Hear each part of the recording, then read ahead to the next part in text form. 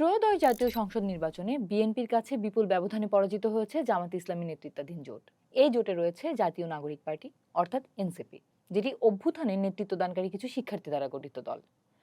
তাদের রাজনৈতিক বয়ান সমর্থকদের মধ্যে শক্ত প্রত্যাশা তৈরি করেছিল। অনেকেই মনে করেছিলেন তারা বিএনপি ও আওয়ামী লীগের বিকল্প শক্তি হিসেবে আত্মপ্রকাশ করবে। তবে এই নির্বাচনে তাদের ভরাডুবি হলো বলা যায়। জার্মান সংবাদ মাধ্যম ডয়েচে ভেলের একটি বিশ্লেষণমূলক ভিডিওতে এর পেছনে তিনটি প্রধান কারণের কথা উল্লেখ করা হয়েছে: আদর্শিক অবস্থান, ইতিহাসের বয়ান এবং বিশ্বাসযোগ্যতার সংকট। এসব কারণই এনসিপির ব্যর্থতার পেছনে গুরুত্বপূর্ণ ভূমিকা রেখেছে। প্রথমেই আদর্শ, জামাতের সঙ্গে জোটের প্রভাব। এনসিপি শুরুতে নিজেদের একটি সংস্কারবাদী, তারুণ্য নির্ভর ও নাগরিকমুখী রাজনৈতিক শক্তি হিসেবে তুলে ধরেছিল। জুলাই অভ্যুত্থানে তাদের সক্রিয় ভূমিকা অনেক তরুণ ভোটারের কাছে ইতিবাচক বার্তা দেয়। কিন্তু নির্বাচনের আগে জামাত ইসলামীর সঙ্গে জোট গঠনের সিদ্ধান্ত তাদের রাজনৈতিক পরিচয় দ্বিধা তৈরি করে। মার্কিন সংবাদ মাধ্যম সিএনএন বলছে, বাংলাদেশের রাজনীতিতে ডানপন্থী দল জামাতের অবস্থান দীর্ঘদিন ধরেই বিতর্কিত। মুক্তিযুদ্ধের সময়কার ভূমিকা, পরবর্তী রাজনৈতিক অবস্থান এবং আদর্শিক অবস্থান সব মিলিয়ে দলটি একটি নির্দিষ্ট ভোট ব্যাংকের ওপর নির্ভরশীল। ফলে এনসিপির মতো একটি নতুন, বহুমাত্রিক ও তরুণ প্রধান শক্তির সঙ্গে জামাতের জোট অনেক সম্ভাব্য মধ্যপন্থী ও উদারপন্থী ভোটারকে দূরে সরিয়ে দেয়।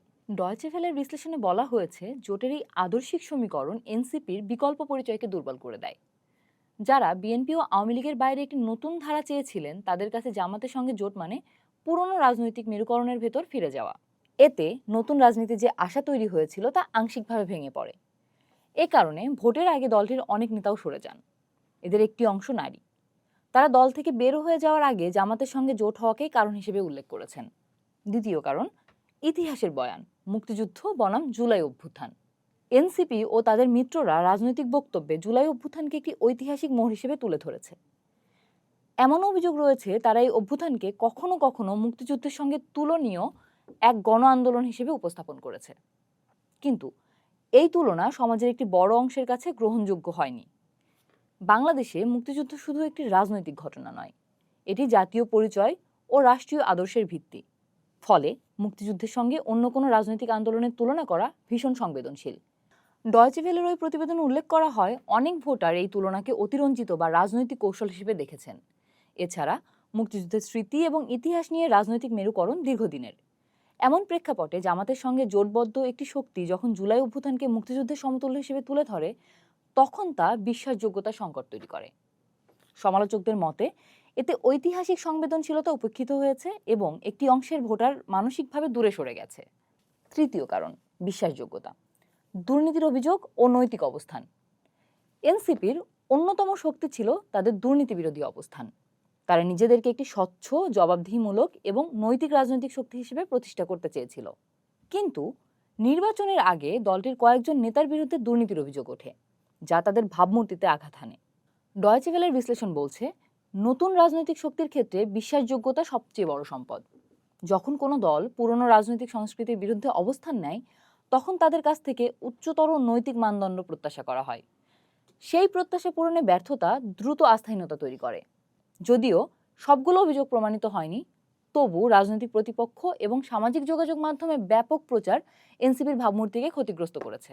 ভোটারদের একাংশ মনে করছেন, যারা পরিবর্তনের কথা বলে তাদের নিজেদের ভেতরে যদি স্বচ্ছতা না থাকে, তবে তারা কতটা ভিন্ন সে প্রশ্ন থেকে যায়। এই তিনটি কারণের পাশাপাশি আরেকটি বাস্তবতা ছিল নির্বাচনী সংগঠন। বিএনপি দীর্ঘদিনের রাজনৈতিক দল হিসেবে তৃণমূল পর্যায়ে শক্ত সংগঠন। প্রার্থী নির্বাচন ও ভোট ব্যবস্থাপনায় তারা অভিজ্ঞ। বিপরীতে জামাত নেতৃত্বাধীন জোটের মধ্যে আদর্শিক ঐক্য, সাংগঠনিক সমন্বয় পুরোপুরি সুসংহত ছিল না। বার্তা সংস্থা রয়টার্সের এক বিশ্লেষণে বলা হচ্ছে, জামাতের সঙ্গে জোট করে নিজেদের ভবিষ্যৎ ঝুঁকিতে ফেলেছে এনসিপি। এছাড়া তরুণদের দল এই সিদ্ধান্তের মাধ্যমে বাংলাদেশে প্রতিষ্ঠিত রাজনৈতিক দলগুলোকে আরও শক্তিশালী করে। অথচ তারা বিকল্প ধারার রাজনীতির কথা বলে আসছে।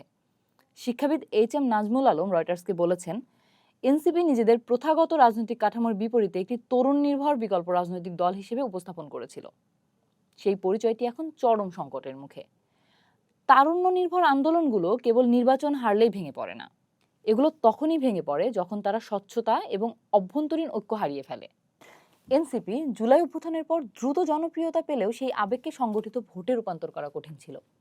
রাজনৈতিক আন্দোলন ও নির্বাচনী রাজনীতি এক জিনিস নয়, এমন বাস্তবতাও এই নির্বাচনে স্পষ্ট হয়েছে। ত্রয়োদশ জাতীয় সংসদ নির্বাচনে জামাত নেতৃত্বাধীন জোটের পরাজয় শুধু সংখ্যার হিসাব নয়, এটি রাজনৈতিক প্রত্যাশা ও বাস্তবতার ব্যবধানের প্রতিফলন। বাংলাদেশের রাজনীতিতে নতুন বিকল্প শক্তি গড়ে তুলতে হলে শুধু আন্দোলনের সাফল্য নয়, আদর্শিক স্পষ্টতা, ঐতিহাসিক সংবেদনশীলতা এবং অটুট বিশ্বাসযোগ্যতাই হবে ভবিষ্যৎ পথ চলার প্রধান চ্যালেঞ্জ। আর এ নির্বাচনের ফল সেই বার্তাই দিয়েছে।